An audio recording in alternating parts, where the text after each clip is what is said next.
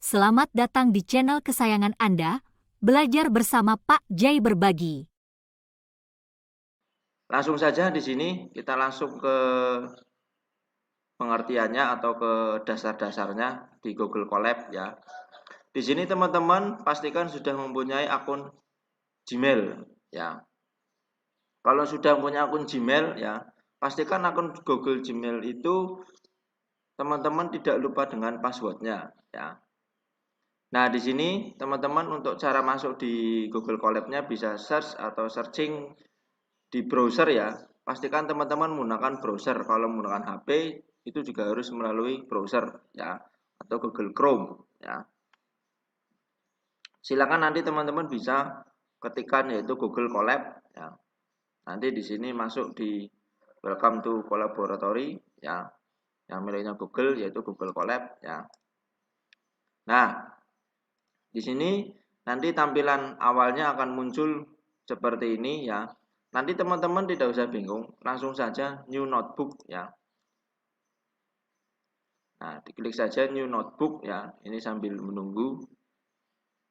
Nah, nanti di sini teman-teman akan muncul tampilan seperti ini ya. Nanti ada code dan teks ya.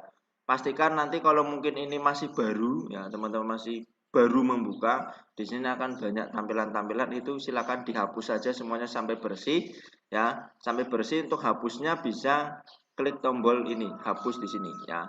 Di pojok kanan ini ada hapus ya. Contohnya seperti ini, dihapus, nanti akan bersih seperti ini. Pastikan semuanya sudah bersih ya, tampilan seperti ini ya. Nah, sekarang kita ikuti referensinya ya. Di sini sudah ya untuk masuk di bagian awalnya Google Colab ya. Nah, di sini nah sudah. Nah, di sini ada perintah seperti gambar ya, ini di gambar 6.5 ada perintah yaitu print, ada perintah print hello world ya. Nah, di sini print ini bisa kita tuliskan di sini code ya atau untuk masukkan codingnya ya.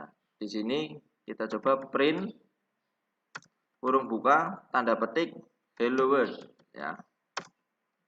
Nah, di sini ya saya perbesar mungkin agar biar lebih jelas. Nah, print kurung buka tanda petik ya. Terus hello world tanda petik lagi lalu kurung tutup ya.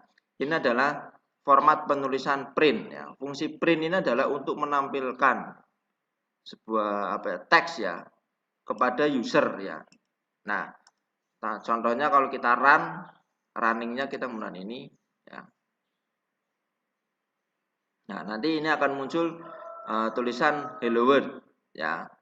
Mungkin ini karena koneksi. Oh, di sini kalau teman-teman baru di sini harus pastikan connected dulu ya. Di sini harus ada tulisan RAM dan disk-nya. Tadi saya belum klik ini jadi agak lama. Nah, ini sudah muncul ya hello world ya. Hello world ini diambil dari perintah print ini hello world ya. Jadi setiap penulisan yang ada pada tanda petik ini ya, ini akan muncul pada user ya, pada pengguna. Apakah ini hanya untuk alfabet? Tidak. Di sini bisa untuk misalkan numerik ya, misalkan hello world 2023 misalkan. Jadi apapun yang kita tuliskan ini akan muncul. Nah, ini ya. Nah, ini sudah ya. Kita ikuti step by step yang ada pada buku ini ya.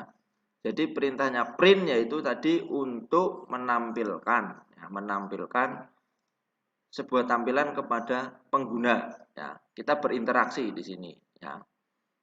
Tapi untuk codingan ini dia tidak akan muncul ya, karena kita sebagai developernya ya.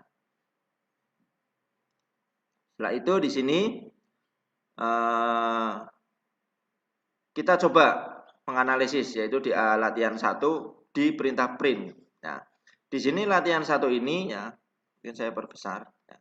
Di latihan 1 ada perintah gantilah data dalam print dengan print kurung buka tanda petik 2 plus 3 tanda petik kurung tutup. Nah, sekarang kita coba ya.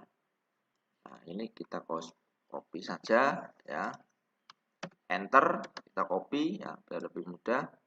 Nah, di sini ada 2 plus 3 ya. Sekarang kita run.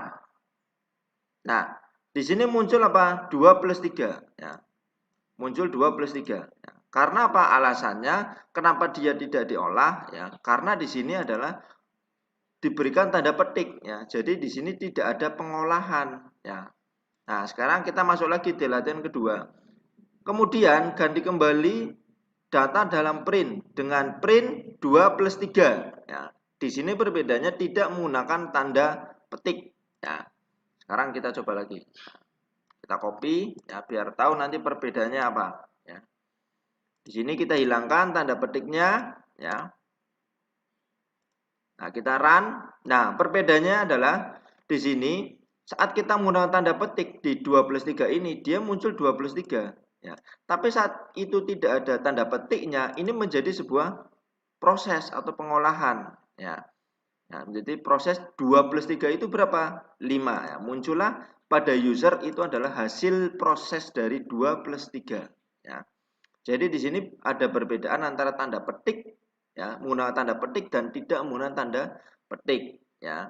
Nah, di sini ada lagi di perintah ketiga, ganti kembali data dalam print dengan print, kurung buka, tanda petik 2, tanda petik plus tanda petik 3, tanda petik kurung tutup. Nah, sekarang kita coba ya agar tahu perbedaannya itu apa ya. Nah, di sini kita punya tanda petik ya. Tanda petik di sini ya. Nah, sekarang kita run ya atau kita proses. Nah, muncullah 2, 3 ya. Di sini artinya adalah di sini untuk mengkombinasikan ya. Tanda plus ini untuk mengkombinasikan ya antara tanda petik yang ada pada tanda petik ini ya. Nah, di sini tanda petiknya berisi 2 dan di sini berisi 3. Nah, ini dikombinasikan ya. Nah, ini. Nah, contoh misalkan kita rubah ini. Bisa nggak kita kepake misalkan kita buat hello. Nah, di sini Word. Nah, Word 2023. Sekarang kita run coba. Nah, ya, di sini muncul Hello World 2023. Jadi fungsinya tanda plus ini yaitu untuk menggabungkan ya dari tanda petik ini ya, isi pada tanda petik ini ya. Ini kenapa tidak ada spasi? Karena di sini tidak diberikan awalan word ini, di awalan W tidak ada spasi. Nah, atau di akhir O ini pada hello diberikan spasi ya. Ya, akhirnya ini lebih rapi ya, ada spasi ya. Jadi inilah fungsi dari print pada bahasa pemrograman Python ya. Nah, keempat, apa makna dari penggunaan tanda petik tersebut? Nah, tadi sudah saya jelaskan ya bahwasannya untuk tanda petik ini adalah untuk menampilkan apa yang ada pada pengguna. Misalkan kita ingin menyapa pengguna, misalkan hello. Nah, ini bisa menggunakan tanda petik ya. Ini sudah saya jelaskan ya. Nah, di sini kita masuk lagi nih. Di poin B ini pemberian nilai data atau assignment ya. Kita memberikan nilai ya. Memberikan nilai itu yaitu dengan menggunakan simbol sama dengan. Nah, contohnya seperti ini ya. Kita buat ya. Ini kita pisahkan saja ya. Ini latihan pertama. Sekarang kita masuk ke latihan kedua. Latihan 2 ya, pemberian nilai.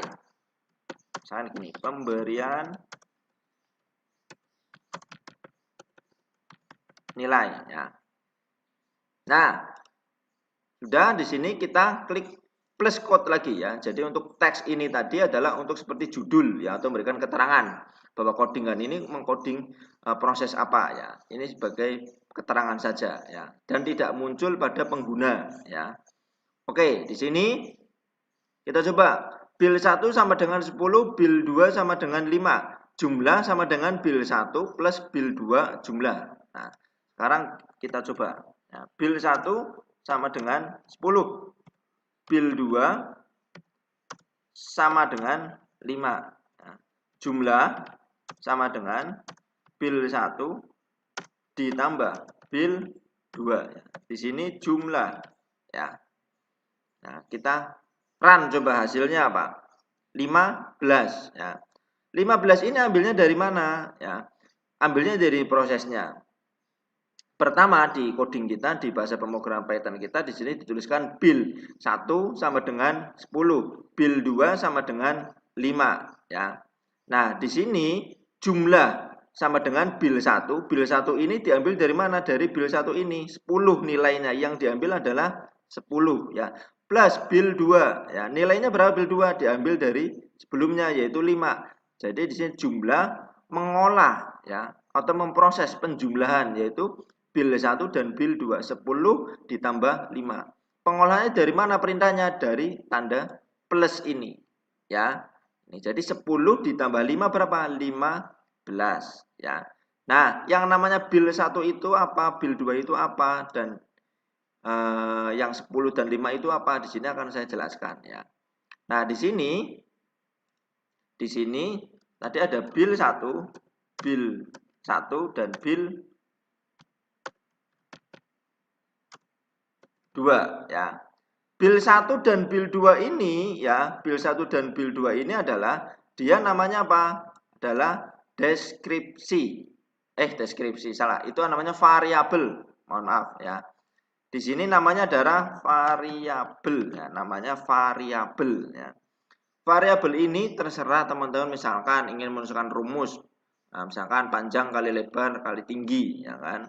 Nah, yang namanya panjang, lebar dan tinggi itu adalah variabel. Nah, kalau misalkan variabel itu sudah mempunyai isinya seperti tadi ini 10 ya, build 1 nilainya 10, build 2 itu 5, maka di sini yang 5 dan 10 itu namanya adalah nilai. Ya, namanya adalah nilai pada sebuah variabel ya.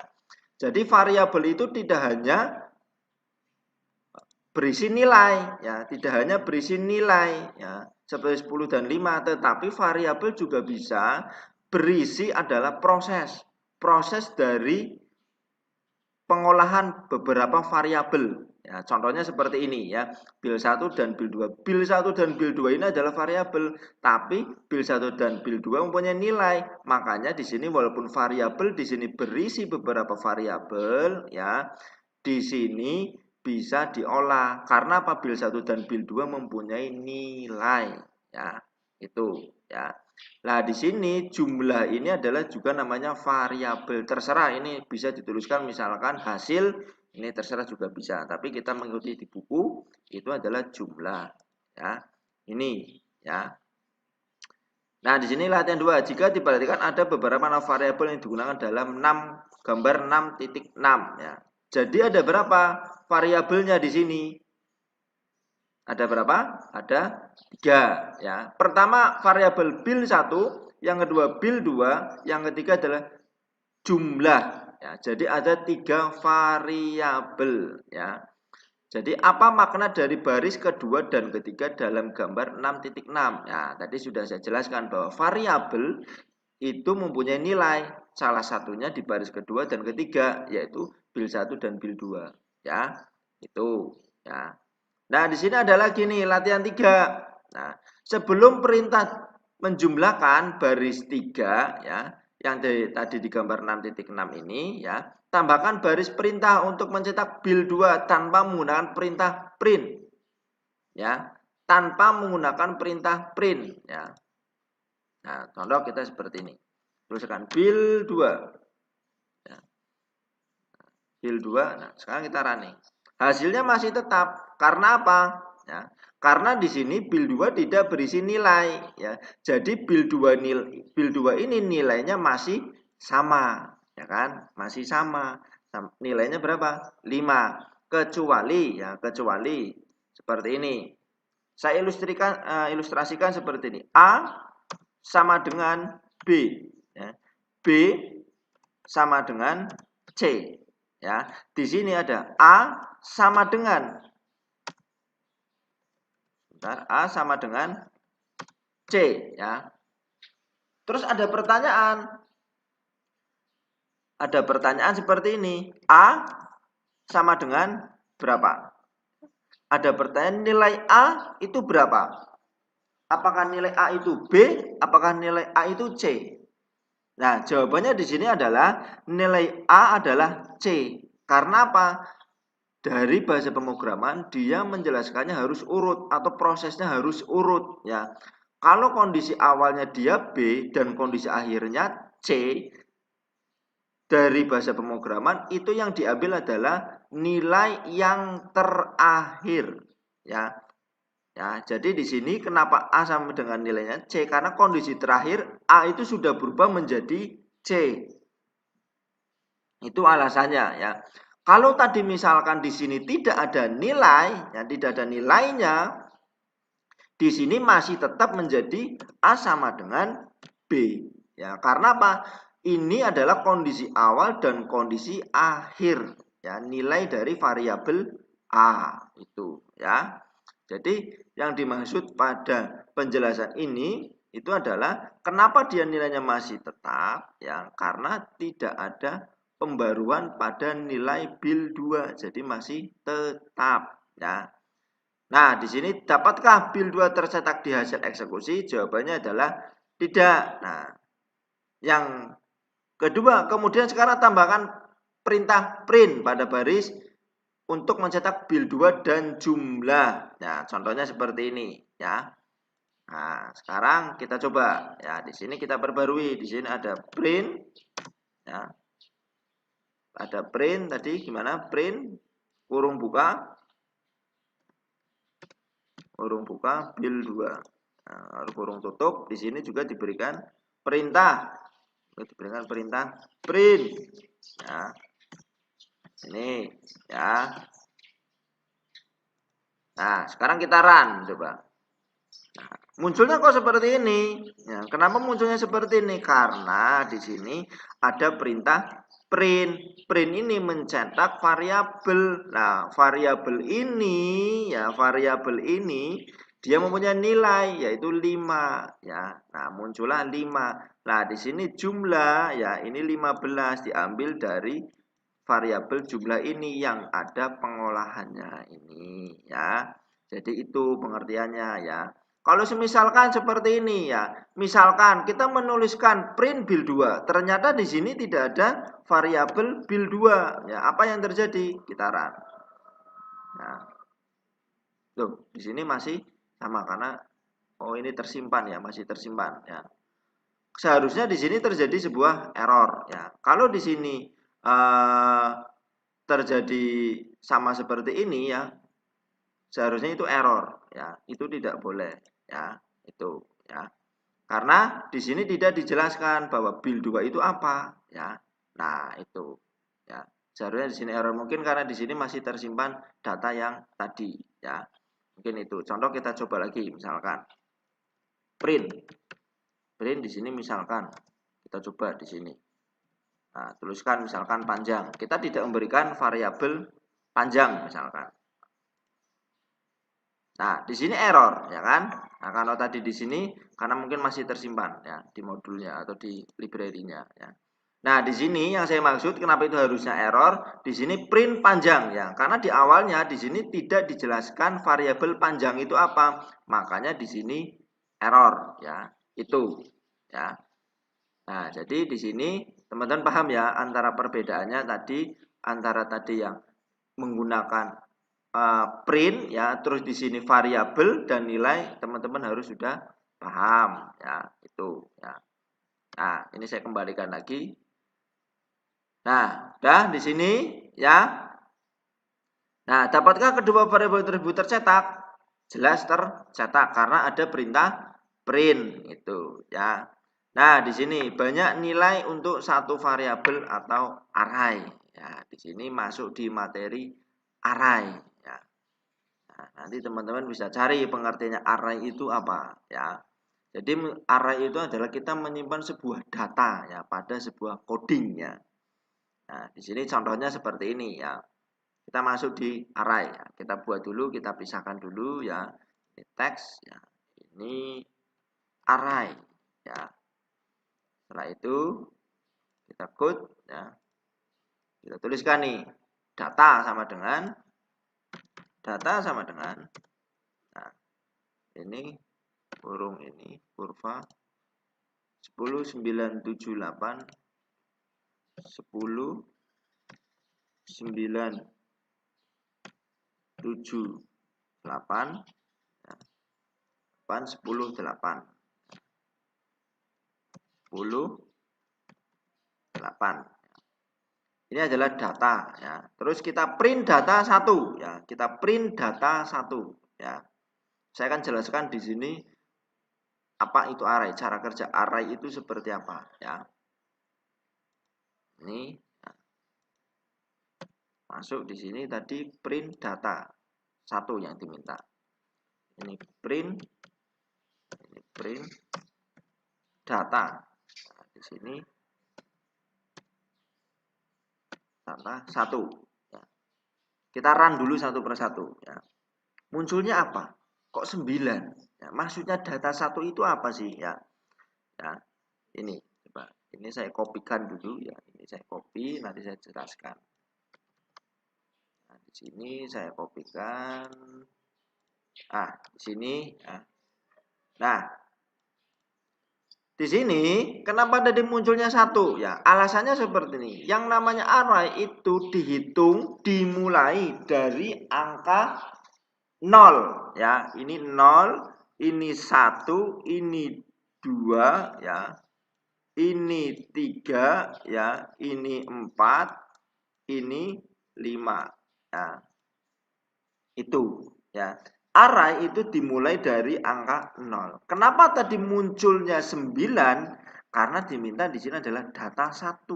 Data urutan ke 1 itu berapa? 9. Kalau kita rubah di sini misalkan 2, ya, munculnya berapa? 7 ya. Misalkan di sini nih kita minta 6. Berarti datanya ada 6. Nah, kita lihat. Dia error. Karena apa? Di sini indeks errornya muncul list index out of rank. Berarti apa? Tidak ada pada range ini. Ya. Dia terlepas ini. Memang jumlah datanya ada 6, tapi di sini mulai dari angka 0 ya. Itulah yang dimaksud dengan array ya. Nah, di sini misalkan kita tuliskan data 2 sama dengan 10 ya. Nah, ini data tadi data 2 sama dengan 10. Data 2 ya sama dengan 10. Lalu print ya. Jadi print data ya benar. Print data ya. Munculnya bagaimana? Nah, dia error ya. Dia error ya kan. Karena di sini apa? Print data ini dia adalah bukan 10 ya, tetapi di sini adalah berapa? Data adalah 7 ya. Jadi itulah yang dimaksud dengan array ya. Jadi teman-teman di sini harus paham ya. Kenapa di sini munculnya angka 1 ini munculnya 9, teman-teman harus sudah paham ya. Nah, di sini coba ketikkan baris perintah pertama dan kedua saja pada kode program ya kan tadi sudah. Kemudian jalankan programnya apakah outputnya 9? Ya, benar sesuai. Alasannya apa? Teman-teman tadi sudah saya jelaskan. Nah, padahal ya kita ingin mencetak data ke 1 pada baris kedua tersebut. Mengapa tidak muncul bilangan 10? Ya, kenapa tidak muncul bilangan 10? Nah, karena di sini adalah yang diminta adalah data 1 ya, dari yang 1 adalah 9, kecuali di sini dituliskan data misalkan ini saya hapus dulu ya. Data 0. Nah, muncullah angka 10 itu ya. Jadi teman-teman harus sudah paham ya. Itu. Nah, di sini nanti masuk di materi yang namanya looping ya. Di sini masuk di materi looping ya. Ini ya. Mungkin ini nanti materi looping saya jelaskan di terpisah ya, karena ini mungkin cukup lama untuk looping ya, butuh pemahaman lebih ya. Mungkin itu dulu dari saya ya. Untuk pengenalan dasar dari materi analisis data bab 6 itu di bagian pertama ini yaitu perintah print dan array ya.